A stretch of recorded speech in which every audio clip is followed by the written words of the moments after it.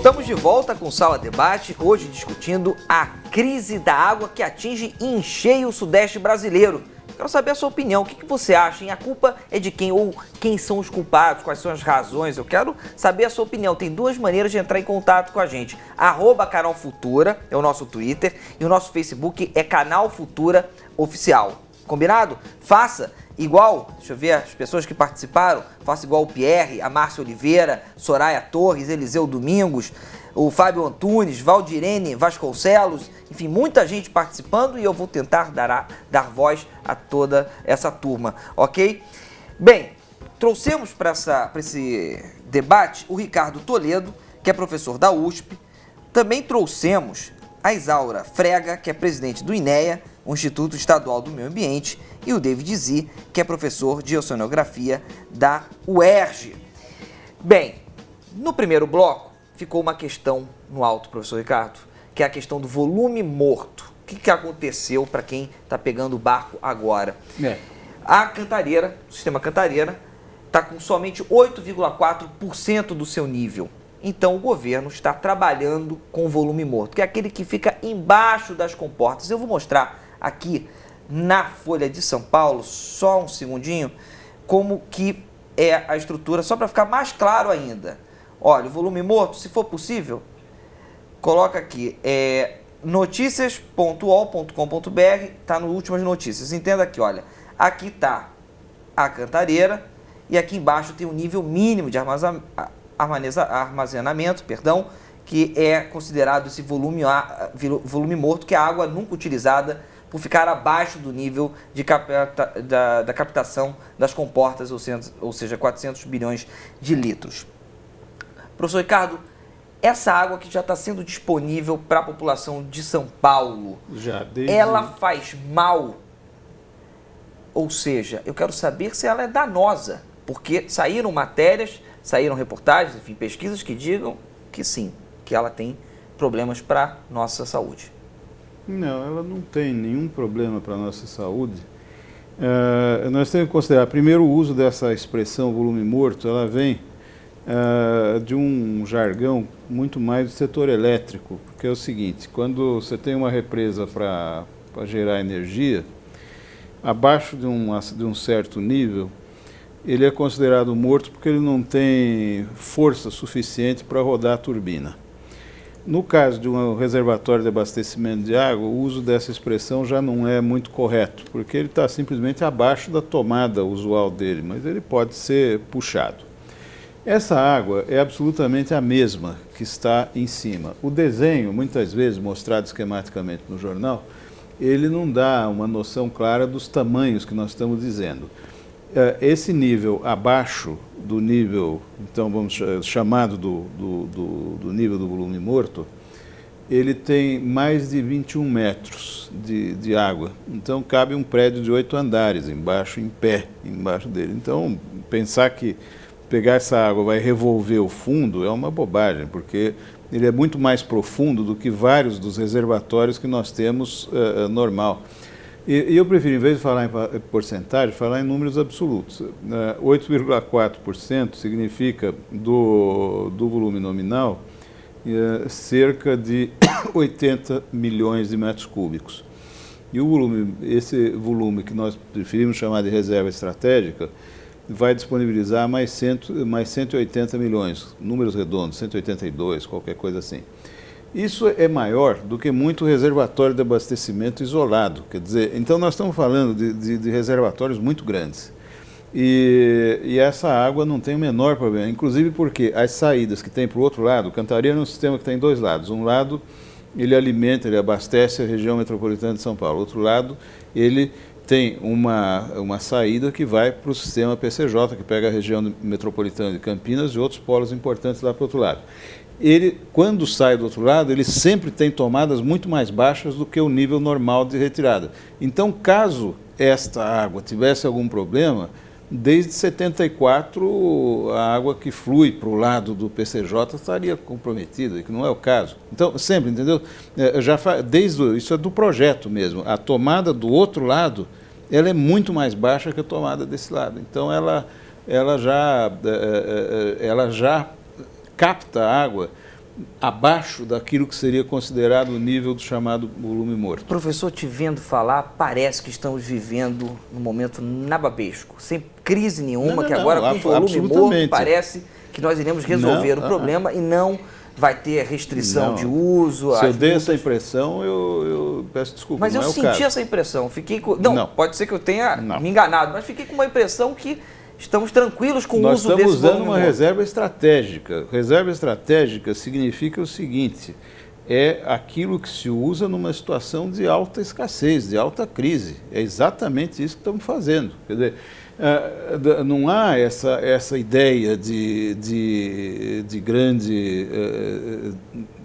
grande disponibilidade de forma alguma. Inclusive porque, olha, foi diminuído, o abastecimento de São Paulo foi já diminuído daquilo que sai do Cantareira em mais de 30%. O normal, a vazão nominal normal que se tira para o lado de São Paulo é de 31 metros cúbicos por segundo. Hoje ela está em 22. Portanto, 9 já caiu. Como é que caíram esses 9? Manejo operacional de pressão, remanejamento de água de outros reservatórios por meio da rede mesmo de abastecimento de São Paulo, os incentivos econômicos de bônus para quem economizar e agora a implantação de uma sobretarifa para quem consumir mais. Então é uma situação bastante restrita. Pessoas às vezes reclamam que cai a pressão na rede, que os domicílios têm uma queda de pressão. Então, é verdade. Então, nós estamos vivendo uma situação difícil. Às vezes cobram o fato de São Paulo não estar fazendo um rodízio convencional, um racionamento convencional. Por que não faz? Porque as medidas tomadas no manejo operacional, no remanejamento de água proveniente de diferentes sistemas, isso está se fazendo na rede de distribuição. Ele substitui com vantagem o rodízio, porque ele hoje, 9 metros cúbicos por segundo, 9 mil litros por segundo, para a gente ser bem claro, economizados desta forma, corresponde à mesma coisa que se tivesse havendo um rodízio de 48 por 48, ou seja, 48 horas com água e 48 sem. Essas contas são feitas diariamente, então não é que está se vivendo uma situação folgada de forma alguma. Inclusive o aproveitamento desse volume morto é um aproveitamento sujeito a regras extremamente estritas de economia. Muito bem, vamos agora conversar com o Anivaldo de Machado Pinto, que é presidente do Comitê da Bacia Hidrográfica do Rio São Francisco. Tudo bem? Tudo bem, só corrigindo, Anivaldo de Miranda Pinto. Opa, Anivaldo de Miranda Pinto, está corrigidíssimo agora. Me diga o seguinte, Anivaldo, como é que está a transposição? Em que pé estamos com esse assunto? Olha, a transposição das águas do São Francisco, ela causou uma grande polêmica à época, né? Mas depois que o governo federal impôs goela abaixo, né, das comunidades da Bacia Doadora essa obra, ela agora, né, apesar dos escândalos, dos atrasos, tudo, ela agora já é um fato consumado. Então, na realidade, de nossa parte, fomos atendidos pela Presidenta da República, que em decreto finalmente incluiu o Comitê da Bacia Hidrográfica do Rio São Francisco no Conselho Gestor dos Canais da Transposição, e o que nós vamos agora trabalhar, em primeiro lugar, é estar alerta para que os termos da outorga que foi dada aos canais sejam respeitados estritamente. Em segundo lugar, vamos reivindicar que os governos estaduais, ou seja, os governos dos estados da Bacia Doadora, também tenham assento nesse Conselho Gestor da Transposição. Agora, o quadro, digamos assim, o cenário de potenciais conflitos na Bacia Hidrográfica do Rio São Francisco, ele é muito mais amplo do que apenas os canais da transposição, até porque outras transposições estão, né, em planejamento, como, por exemplo, no ano passado, o ministro da Integração anunciou a ideia de uma nova transposição a partir do Lago de Sobradinho para o estado do Piauí. Enfim, são muitos projetos, muitas demandas. Agora, as pessoas ainda não pararam, ou seja, o poder público, os usuários ainda não pararam para se perguntar até que ponto vai o limite da disponibilidade do São Francisco para atender a todas essas demandas. Nivaldo, quero aproveitar a sua experiência para perguntar o que você acha dessa questão envolvendo o Rio e São Paulo.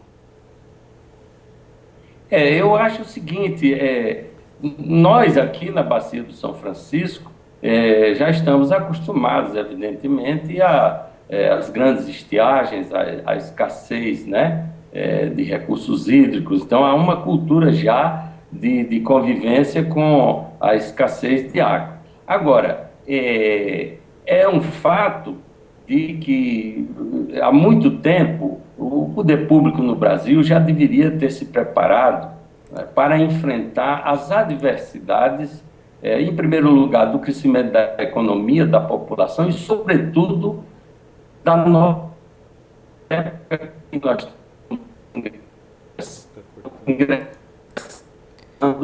Perdemos um pouco a comunicação com o Anivaldo, a gente vai restabelecer e ele conclui o pensamento. David tem muita participação, Isaura também tem muita participação para vocês. Deixa eu começar com a Isaura. A Márcia Oliveira fala o seguinte: se a crise da água era prevista, por que tanto marasmo em efetuar providências? Seria incompetência política ou falta de fé nos cientistas? Olha, eu acho que houve uma falta de planejamento geral, a gente tem até discutido muito isso na ANA, quer dizer, não se esperava uma crise tão grande feito essa, parece que a escassez, a última vez que teve uma escassez semelhante ainda, não tão forte como essa, foi em 1955, né? Então, quando a gente está trabalhando com dados, né, de 1955.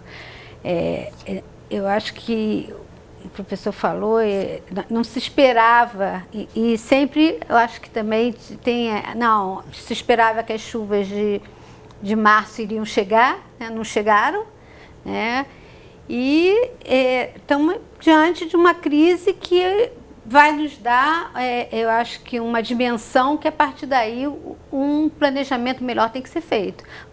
Os reservatórios para geração de energia trabalhavam com limites de topo, né? Quer dizer, não se trabalhava na média, né? Não se pensava ponto a ponto, eram as faixas limites, e se usou para energia talvez uma água muito rica para abastecimento, uma água muito nobre para abastecimento. Várias questões aí foram colocadas em termos de planejamento. Acho que nós temos sim que olhar melhor para essas demandas, olhar melhor para essa gestão. Eu acho que hoje você tem os comitês de bacia que já estão alertos a isso, já estão participando, que eu acho que o futuro isso vai também ter uma participação maior da sociedade com esses comitês. Nós temos discutido muito no CEIVAP, muito nos comitês, a questão da escassez. Eu acho que essa questão que você colocou da população também, alertar porque ela desperdiça, né? O desperdício que pode vir, às vezes, de uma atitude, você abre a bica, vai fazer outra coisa, depois vai lá e fecha, ou alguém vai e lava a calçada com água, como a gente ainda vê aqui no Brasil. Nós temos que, essa população tem que ir se educando, e essa educação também se faz com os governos, planejando e mostrando, como foi falado em rodízio, quer dizer, na hora que você chega num momento de rodízio de São Paulo, você está chegando, na verdade, num ponto que precisaria de uma antecipação, talvez. Eu acho que isso é uma cultura que está se aprofundando, e acho que essa geração aqui nunca teve uma crise, nunca viveu uma crise tão grande. Acho que a última foi 2013, mas não 2003, e não chegou a esse limite que está hoje. E acho que novas mudanças têm que... Pequenos flocos foram aparecendo, né? Pequenos focos foram aparecendo. A gente restabeleceu o contato com o Anivaldo. Anivaldo, você quer concluir o seu pensamento? O que eu quero dizer é que acho que na nova época de extremos climáticos, nós vamos ter que reavaliar toda a nossa gestão de recursos hídricos. A nossa concepção é que o poder público isoladamente não vai ter condições de enfrentar a complexidade nem da crise ambiental, nem da gestão dos recursos hídricos. Precisa, de fato, colocar em marcha o que é a Lei Nacional das Águas, no que diz respeito ao princípio da gestão compartilhada e participativa. Se não houver a intervenção da sociedade e dos usuários na condução desse processo, o poder público isoladamente não vai enfrentar essa crise. Em segundo lugar, é importante colocar, por exemplo, do ponto de vista da bacia do São Francisco, que essa bacia é única no Brasil em termos da sua vulnerabilidade dentre as grandes bacias. É a bacia que atravessa quase 1 milhão de quilômetros quadrados do semiárido brasileiro. E se não houve, evidentemente, precaução e antecipação para enfrentar problemas como em regiões bastante favoráveis, como é o caso de São Paulo, mas isso não é o caso da bacia do São Francisco. Todos sabem que, historicamente, ali nós temos problemas em termos de baixa pluviosidade. Então, Se vê, a gente perdeu mais uma vez. Anivaldo, a gente perdeu mais uma vez o contato com você. Obrigado pela sua participação. Realmente a internet está nos problematizando, está nos impossibilitando de nos conectar. Então, obrigado pela sua participação, tá? E no comentário do Anivaldo que me chamou muita atenção é a participação da sociedade civil, das empresas. Pensando nisso, a equipe do Jornal Futuro em São Paulo gravou uma matéria sobre o sistema Cantareira. Dentro dessa matéria tem um exemplo de uma empresa que há anos se adaptou ao cenário de pouca utilização de água. Vamos ver.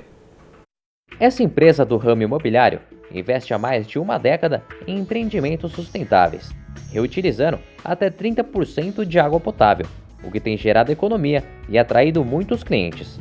Quando a gente vai para a parte de água, acho que o principal, e que isso já é bem difundido, é como que a gente faz para reusar a água da chuva. Então a gente tem a coleta de água de chuva para uso de bacia sanitária, aqui em todos os andares, uso para lavagem de piso no térreo, uso para irrigação dos jardins e ajuda a gente a economizar mais água para o prédio, fazer a taxa de condomínio descer e deixar ele um prédio mais inteligente para todos nós.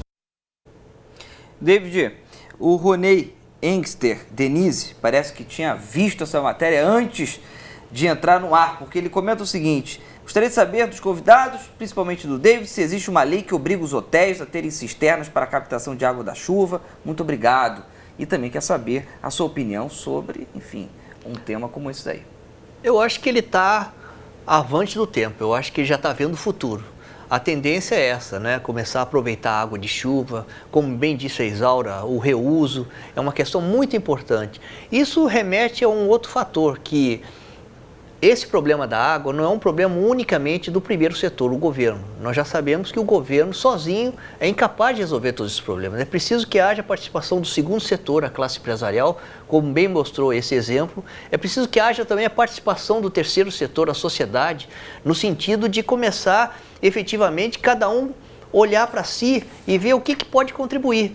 Porque os problemas, eu acho que todo mundo já está sabendo, não há necessidade mais de dizer que existe uma série de problemas.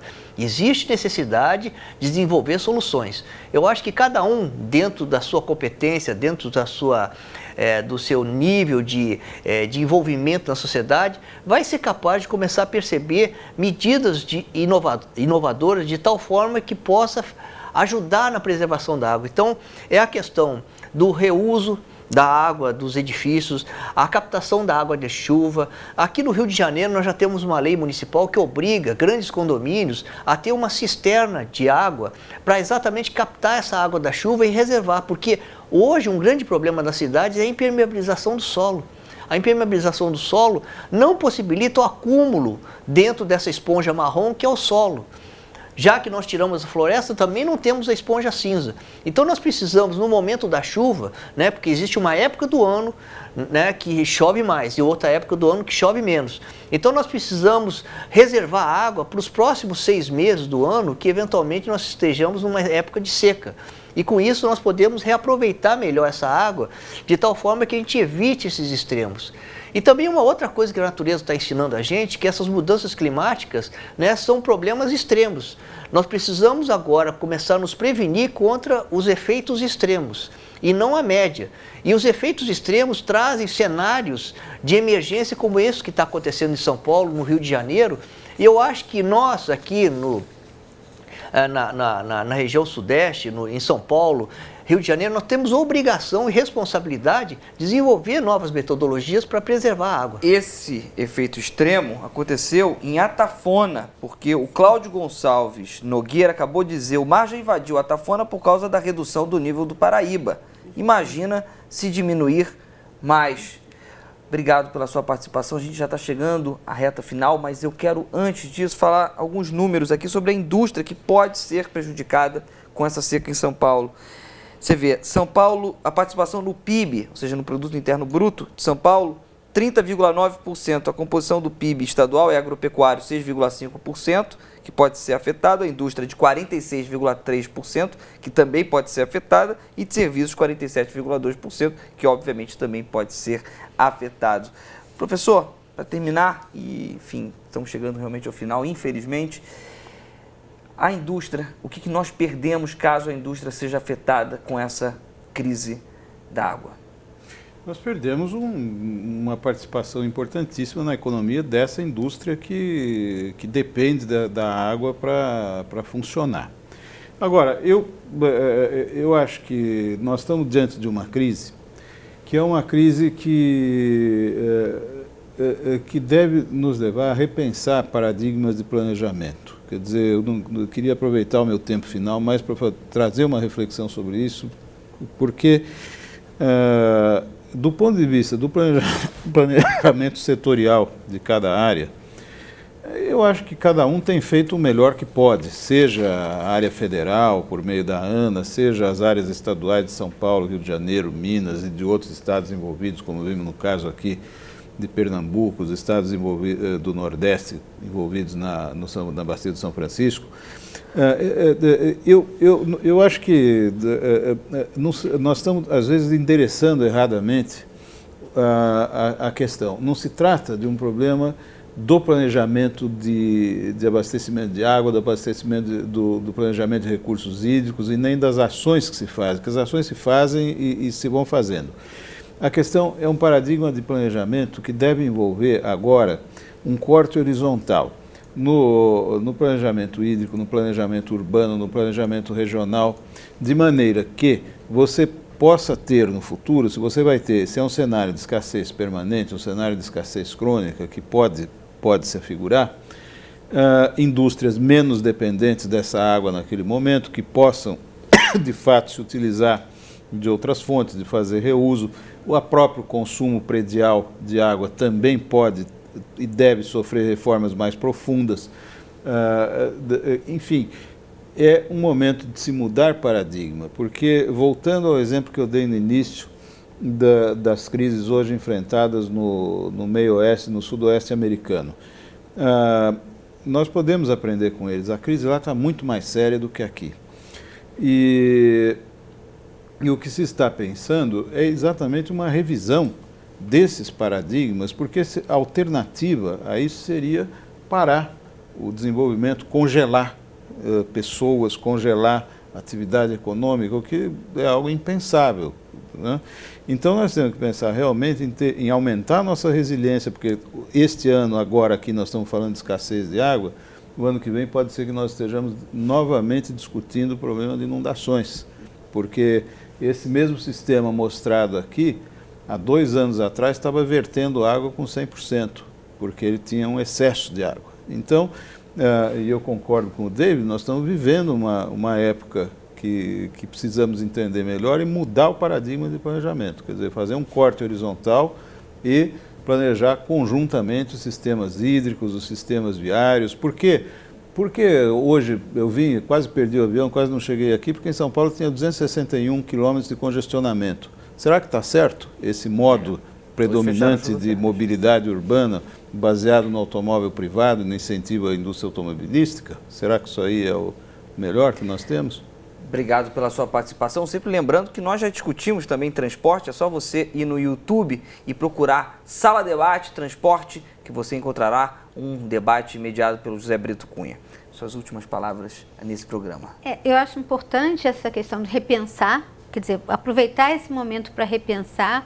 Acho que temos que olhar para hoje, para o futuro. Me angustia muito a gente discutir essa questão apenas com a nossa crise de hoje. Quer dizer, temos os cenários futuros aí, daqui a 20 anos, o que está acontecendo, como é que o Rio de Janeiro vai ficar daqui a 20 anos, quanta água ele vai demandar, São Paulo, como é que vai ser. Eu acho que isso é isso que nós fomos buscar na ANA, levamos essa questão, nós não vamos discutir esse momento, vamos discutir a nossa demanda e nosso planejamento futuro. Eu acho que aproveitar esse momento para repensar e, como foi falado aí, pensar também essas questões, quer dizer, a Tafona está ali com uma intrusão salina enorme por causa do mar e é pouca água que chega do Paraíba do Sul.